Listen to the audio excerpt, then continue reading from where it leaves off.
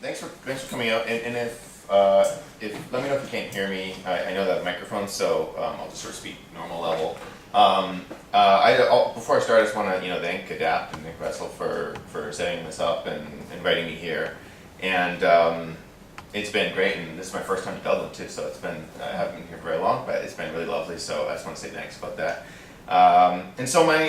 And just to kind of contextualize where I'm going to go with my sort of little talk today, it's still something. It's a kind of a larger project I've been working on, but it's also sort of new area I'm just starting to explore. So I've worked with blockchain stuff for a good number of years now, and so that's something I'm quite familiar with. In my I actually just recently completed PhDs on cryptography, some of the social and philosophical aspects of that. So it's a place that I'm starting to kind of head towards.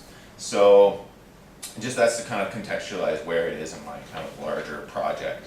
So I'll just get right into it, and I don't actually have any slides because it's not a particularly visual thing, and I also apologize if I kind of be reading a little bit, but just because it's, like I say, it's still a project in the works. So despite suggestions otherwise, Bitcoin and its related blockchain systems don't actually provide particularly good privacy. And this is, quite plainly, this is because Bitcoin doesn't work anonymously. And it's a pretty simple point. If you're familiar with blockchain technologies and Bitcoin, this is not news, but it is worth reiterating. So instead, Bitcoin works as a pseudonymous system, in that you have one or more identities that are kind of loosely coupled to your real identity. And so how that works is, should your Bitcoin wallet become relinked to your real identity, all your prior and future transactions for that identity will be exposed. And this is a consequence, and this is, I think, an interesting property of blockchains, a consequence of the structure of the blockchain technology, which lies underneath Bitcoin. And I think this affects all the kind of conceptually related blockchain tech systems. And this is because, in the simplest sense, a blockchain is nothing more than a public and decentralized ledger in which all the participants have basically full access to its contents. So any individual that has access to the ledger can see all of the other transactions, and that means, consequently, if a single transaction is exposed in the sense of revealing personally identifiable information lying behind a Bitcoin address, which is a kind of a string of digits called a hash, cryptographic hash, there's this real possibility that you can relink all of your transactions to your personally identifiable information, which gets associated with this sort of now known wallet, right? And this could happen if perhaps if you transacted with a business and they leaked your identity, right? And they did this relinking. However, this actually doesn't really happen in the real world. That's the kind of interesting thing about this. It's, despite this public and fully traceable properties of the blockchain as this large ledger, privacy issues don't tend to occur with any significant frequency. And there's a few kind of reasons for this. For one, it's basically considered just good wallet hygiene to sort of cycle through your addresses, so you have many digital identities. And that ensures that you can't trace your single identity through the ledger. And this often happens automatically when you use services. And moreover, for those that are sort of a little more paranoid about the privacy, there are a number of mixing services you can use to further obfuscate your transaction history. There's turnkey solutions that do this. And then there's, of course, now emerging a number of alternative blockchain systems, such as Zcash, which is built to be extremely privacy protecting. So in reality, Bitcoin and blockchain systems are actually strongly privacy protecting. But it's because of this interesting decentralized ledger system and the cryptography involved with it that I see them as kind of as a potentially interesting candidate for my discussion of privacy. So today I'm going to talk about online privacy and some of the issues I see arising, and introduce a few points where I think blockchain technologies might fit into this discussion. So my goal and my interest here is not actually to uncover a technology that guarantees privacy, or to even discuss some maximally private kind of technology. And, and there are many of these, such as I mentioned, Zcash. There's Signal for instant messaging, PGP for email, and so on. Rather, I'm interested in the ways that we can understand a much more contextually specific kind of online privacy. In fact, and this gets somewhat controversial, I think we should look to build systems that do not default to absolute or maximal privacy, or even, perhaps, in some settings, in some particular contexts, don't even permit really strong forms of privacy at all. Now, of course, this doesn't fit into the typical narrative surrounding cryptocurrencies and blockchain technologies, which were basically born out of a real potent crypto-libertarian sense of values, and they valorize privacy, especially privacy from government intrusion, above all else. So before I move on to discuss the kind of specific privacy situation, I want to just briefly pause on this moment and offer not so much an argument for my normative claims about privacy, but to offer kind of a justification for the need to open the discussion of privacy and call to change the narrative with the goal of leading to what I believe is actually more productive ends. So just to back up, last year in the Christian Science Monitor, I wrote about the need to change our narrative about privacy in the context of the San Bernardino terrorist iPhone case. And this was called Apple versus FBI in the media. And if you recall, this is a situation where there was an iPhone potentially containing relevant information for law enforcement, but it was protected with strong full disk encryption. And so specifically, I discussed how we needed to change our narrative around default encryption and forms of absolute privacy. And that article came to basically two conclusions. First, we should recognize that privacy and security have historically been understood as a trade-off amidst efforts to sustain a peaceful society in a dangerous world. Our countries have spies, population statisticians, emergency power laws, police capable of search and seizure. And I think only fringe elements would argue for dismantling all of these mechanisms that help assure social contract and good behavior. But when it comes to digital communications, and when it comes to the same trade-offs in cyberspace, we tend to retreat to what I believe is actually just a fantasy world. So in this regard, let's just sort of consider what I think is actually fairly deeply problematic, the Declaration of the Independence of Cyberspace, which supposes that it is possible, and in fact desirable, to institute an online world free from the rights, duties, and consequences of the real world, or to put a finer point on it, the in fact social world. So, and meanwhile, we have organizations like in North America, where I'm from, the EFF unflinchingly promoting encryption technology, often at the expense of other more democratic solutions, such as legal or state interventions. And I in fact see this as a kind of a retrograde view that if you consider a world in which consequences do matter, I think this looks at best like extreme callousness and a real sense of hubris with respect to these actually significant issues. And at worst, looks like a lot like basically the American National Rifle Association's unflinching defense of handguns amidst so much violence. And so second, in a kind of related way, we should recognize that the internet may give the appearance of a public sphere, but is also, and I think more importantly, an infrastructure.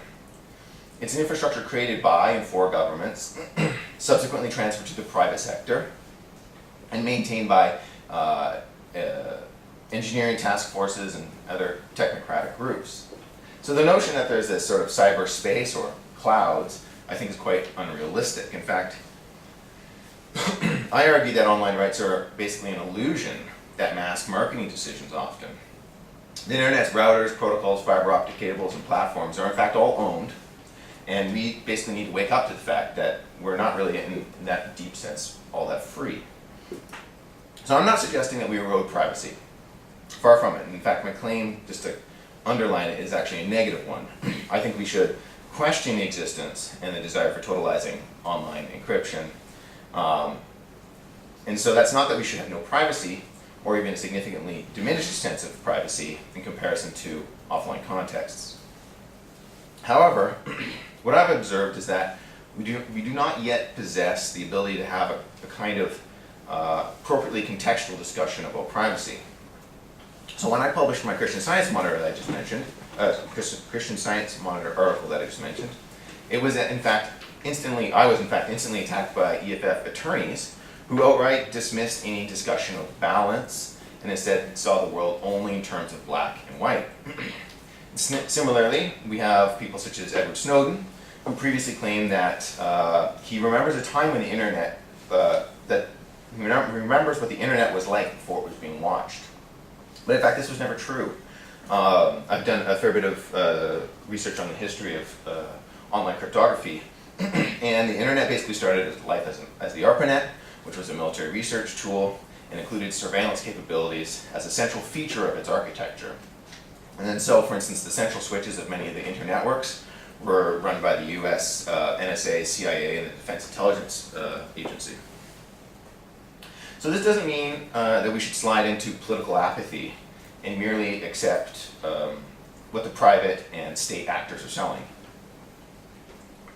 But I don't think we should expect a declaration of independence of cyberspace either.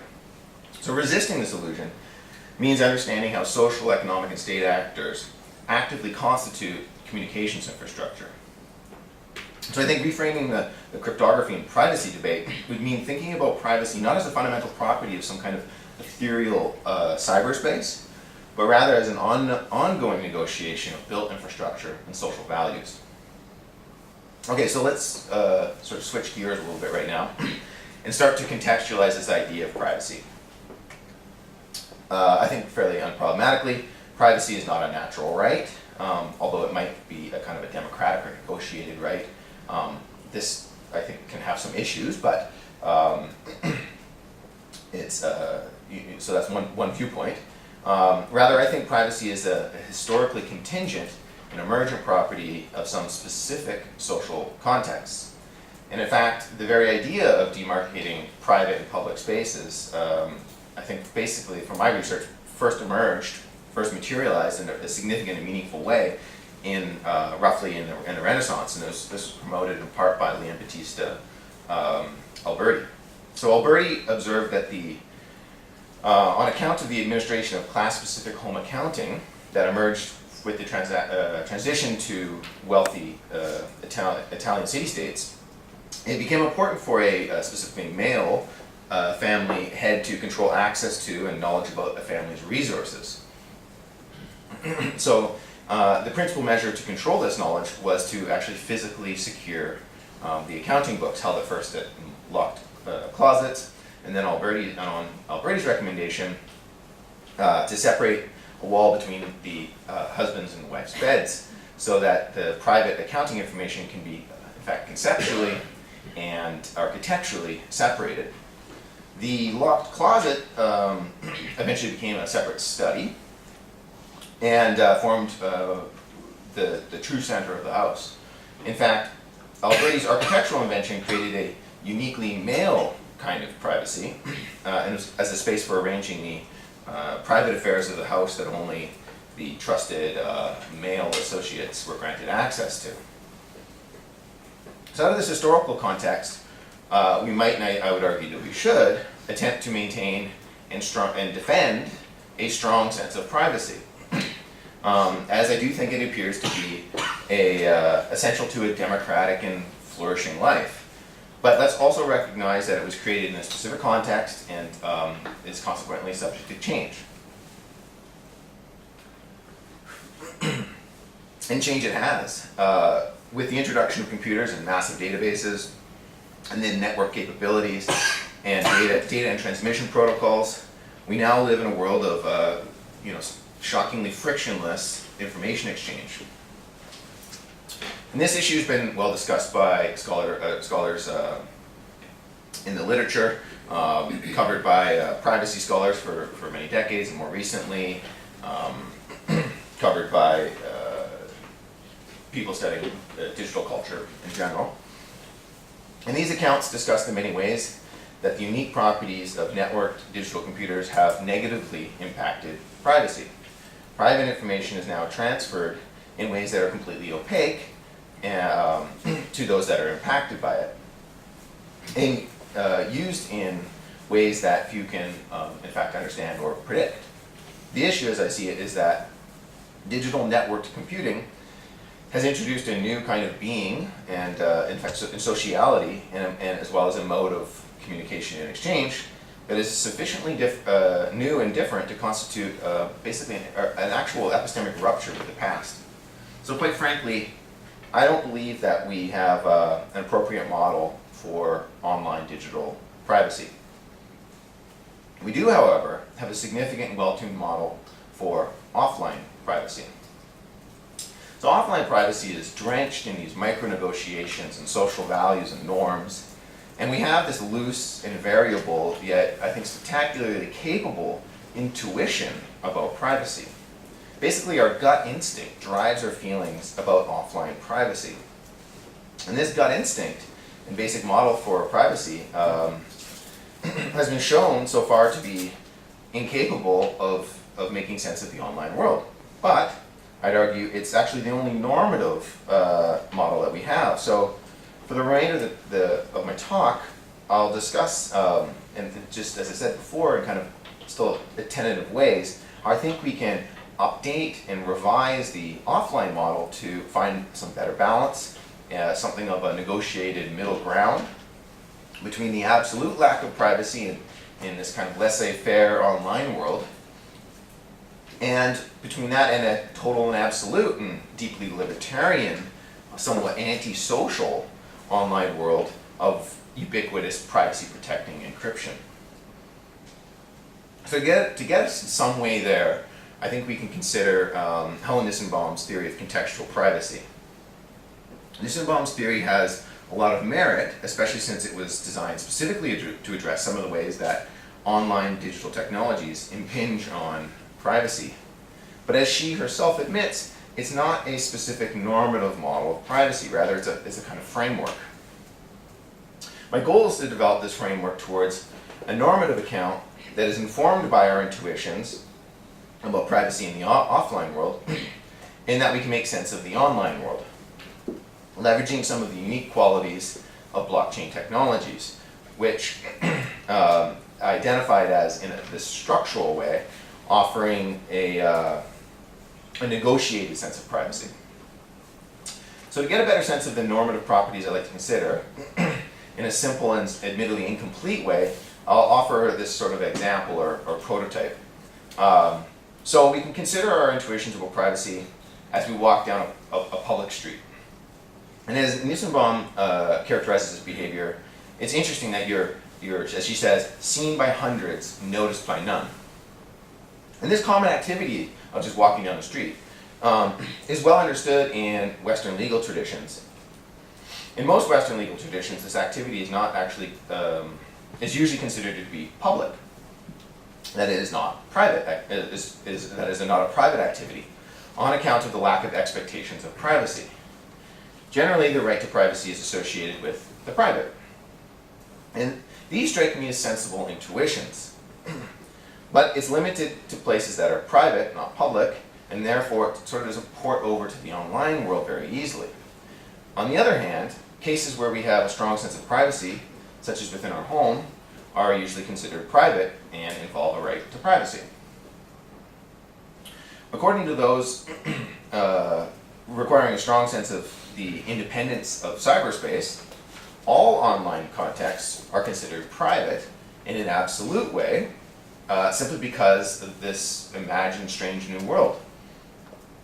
And that there is no way in which you could reasonably expect to walk down the street, as it were, in a public and open way, there's no parallel online, and yet still entertain some measure of privacy. So Nissenbaum's contextual privacy framework, I think, has a great deal of promise for understanding the paradoxes of privacy in public.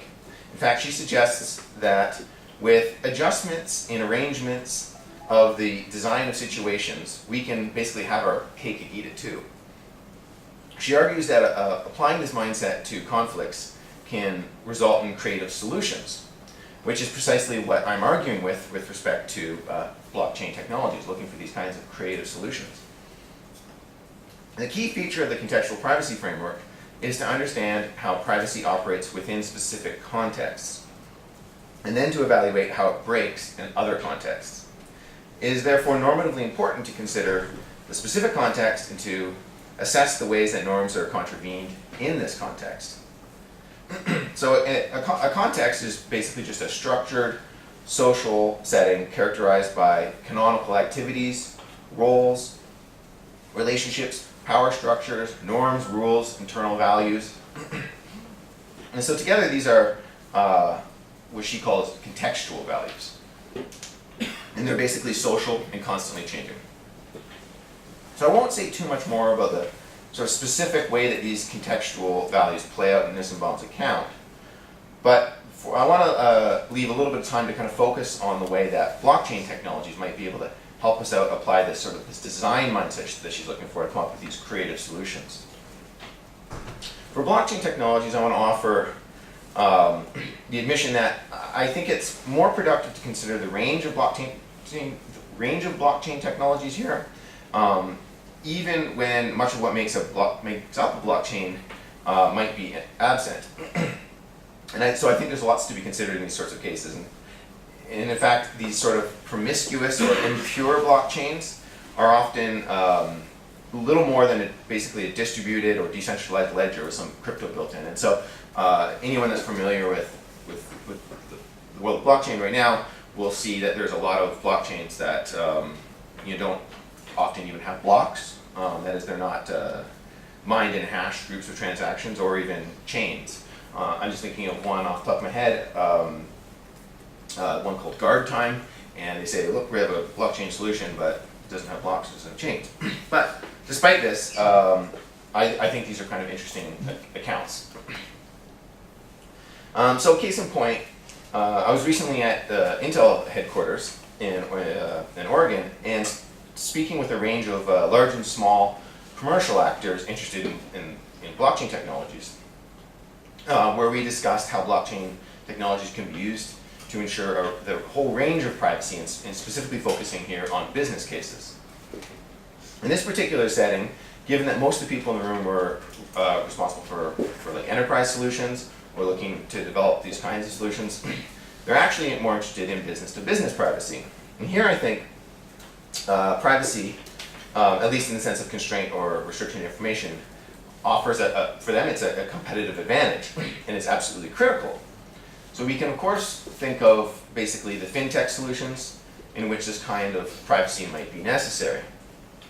And so likewise, Intel was interested in using blockchain technologies to ensure this kind of right kind of privacy, or what is really actually kind of a control of information. And they wanted to use it for things such as logistics or for high value goods.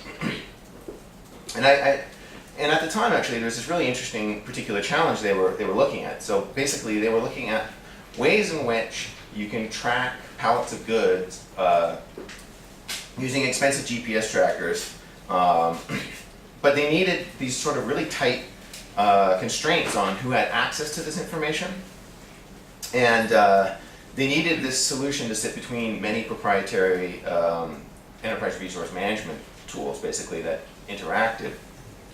And in this case, what they wanted was a kind of a secure, decentralized ledger, what sometimes is called a highly permissioned blockchain. So I think some will accuse these sort of promiscuous or impure systems as not really being worth the name of blockchain, but I actually celebrate the idea that we're experimenting with technologies that offer this new range of privacy configurations, and this is why I want to draw your attention to these different kinds of blockchains here.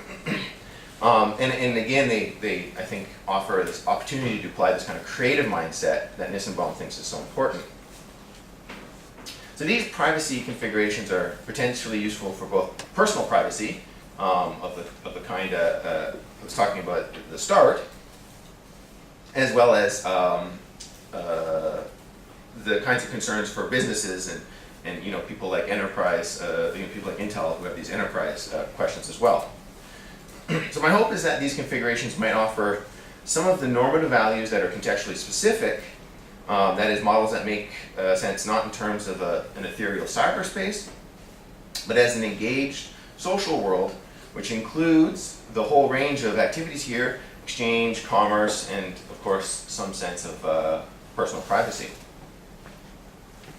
So my specific suggestions that we need to create at the very is to create, or at the very least think about, ways of changing our narrative, and to develop what I think is a kind of de-networked model for privacy-sensitive information flow.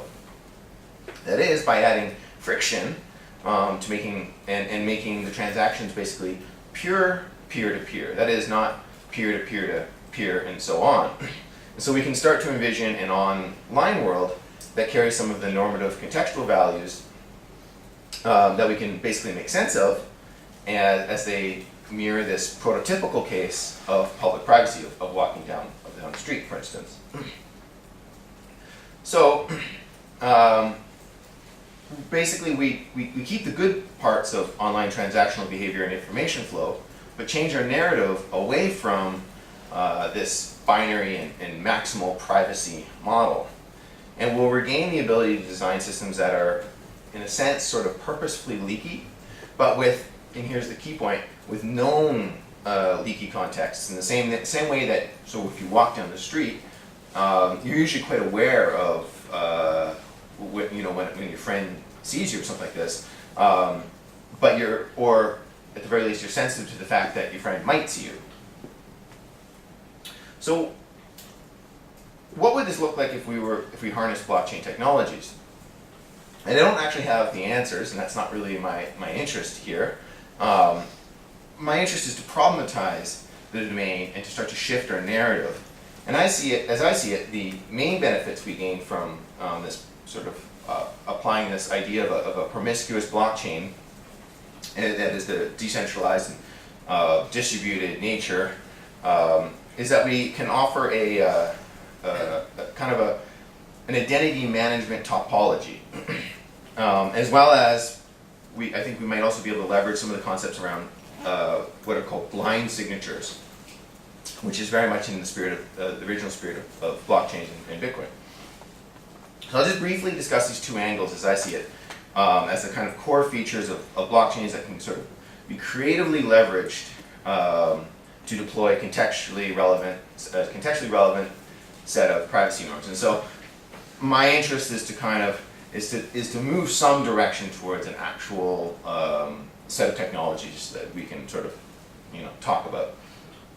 So with respect to the kind of identity management topology, I believe that blockchains create and preserve identities in this sort of thick philosophical sense of the word, which therefore subsequently allow real things to basically be managed and moved about. And so this is the kind of interest that Intel has with respect to the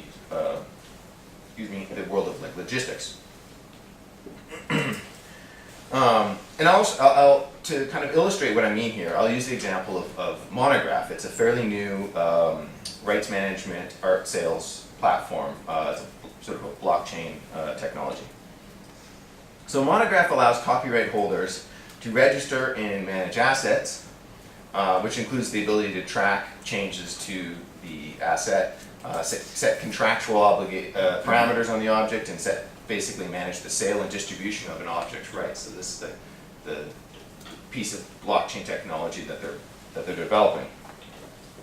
So currently the Monograph platform only supports a small range of digital image formats, but in principle it could be applied to any digital file. And basically the rights are represented, the set of copyright rights are represented by a digital fingerprint, and which has a rights contract hash with it, and it's subsequently stored on a decentralized ledger, a blockchain. Representations of the digital objects are stored, in fact, on the Bitcoin blockchain, and the associated contractual data is publicly visible and verifiable, However, the object data here is not stored on the blockchain, which means in principle the actual item to be managed or sold using the Monograph system here can be hidden from view, while rights are managed publicly. So you see there's this interesting play between some parts being public and some parts being private. So therefore, I think there's quite a bit of copyright and sales flexibility built right in here into the Monograph platform, including the ability to simply register a work, so that is establishing its provenance, sell exclusive or limited editions. Remember, this is in the context of a product for art, and to they also offer the ability to register kind of these Creative Commons rights and permitting resale and remixing. And so one of the rather unique features of the Monograph platform is its ability to publicly track and verify sales and track the changes of the object or its licensing, or even to resell the digital object. And so here is where I think, just to kind of get to my key point here, is that the very promise of reselling a digital object is the real reason behind Monograph, and that's what I think makes the system so unique, and it's different from all the other kinds of content management and distribution sales platforms that are blockchain based. And in an unusual twist, one of the supposedly greatest features of digital computers and the internet, the ability to infinitely copy objects as though there were no material constraints, I think is actually here inverted. And so Monograph makes digital images unique and therefore precious and therefore valuable. And but what it's doing is it's establishing these new identities for digital objects as though they were material. So that's their kind of their economic move here. And here is a kind of configuration, a sort of set of privacy contexts where I think we can start to get our heads around this sense of it as though it's material. In the case of Monograph, the identity topology is predominantly couched in like property law and copyright, but I think this sense of controlling information is in fact actually applicable to questions of privacy as well. So Monograph is interesting because it's fundamentally a system for establishing the identity of some digital object, and this is through the hash function, and then maintaining the technical and social infrastructure for managing and controlling this identity. In this infrastructure, there's an array of what I call performance and compliance tests, which I kind of cash out in this philosophical sense of notation. I won't go into it here, but I think that's what kind of underlies this identity functions that systems like blockchain systems are able to leverage. And of course, this system relies on legal rights to buttress questions of intellectual property and its ability to manage representations that are provided by this technological system of identities. So the other piece, I'll just sort of kind of basically conclude with, is the sense of blind signatures, and where I think this is another kind of set of technologies in which we can use to put in with this kind of creative thinking around privacy. Even before Bitcoin, there were many digital cash systems. One of the most famous was invented by David Chaum. It was called DigiCash, and they used this new kind of public key cryptography that he invented called blind signatures. And there's a lot of crossover with blind signatures and systems of digital cash that later developed. So for instance, the fact that transactions can be basically publicly verified in a secure fashion, that's an important quality for digital cash. So for blind signatures, the key feature is that a blind signature can be publicly verified against the original unblinded message without revealing the identity of the original sender. So we can already start to see some of the interesting privacy implications of using things such as blind signatures. And so these characteristics, as they're articulated in David Chaum's 1982 paper, this goes back well before blockchain systems, are one, the inability for third parties to determine the payee, time, or amount of payments made by an individual. So he's talking specifically in the context of digital cash, but you can generalize that same sense. 2, the ability of individuals to provide proof of payment or to determine the identity of the payee. So interesting quality for privacy here, this ability to determine the identity of the payee under particular circumstances. And then finally, just as a matter, it's not really relevant here, the ability to stop payment. But so the metaphor that Trom uses to explain digital signatures is voting, using this carbon paper. And so I'll just kind of run through how blind signatures work. It's kind of twisted and goes around a lot, but just bear with me. So basically, if you take a special carbon paper lined envelope and you write a signature on the outside of the envelope, which leaves a carbon copy of the signature on the slip of paper on the inside of the envelope. So then you can consider a situation, that's sort of how that's sort of the setup. You can then consider a situation facing election by secret ballot. The electors are unable to meet to drop their ballots into a single hat. That would be your typical secret voting scheme.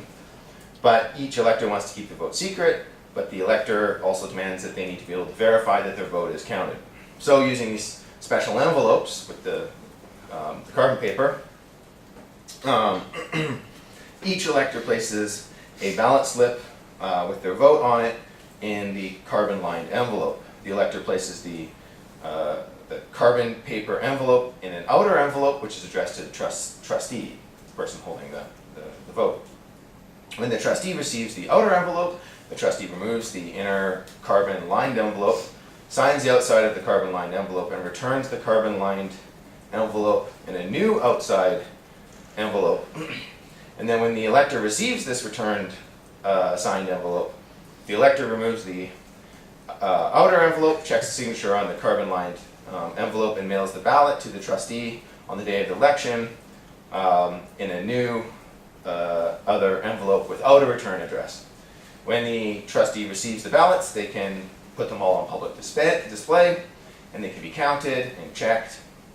However, since the trustee never actually saw the ballot slips while signing them, the trustee does not have any way of identifying a particular ballot slip.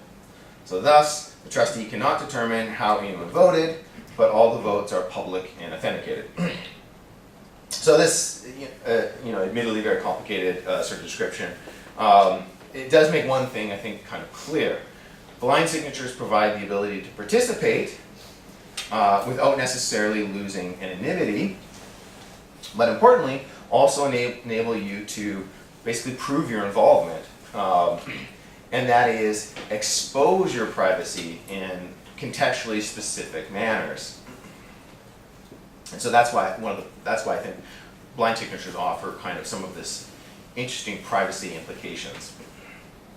So let's end my discussion with a specific example about the ways that we can think creatively about using blockchain technologies, harnessing the specifics of this identity management topology I'm suggesting, alongside some particular notions of blind signatures. And in fact, I think there's other kind of cryptographic authentication schemes that can get some of this particular interesting discussion going.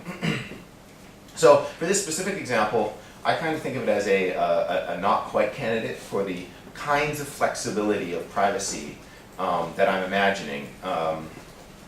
But it's certainly an entry into this blockchain-inspired creative thinking around privacy models. And so specifically, I'll consider MIT's Chain Anchor white paper.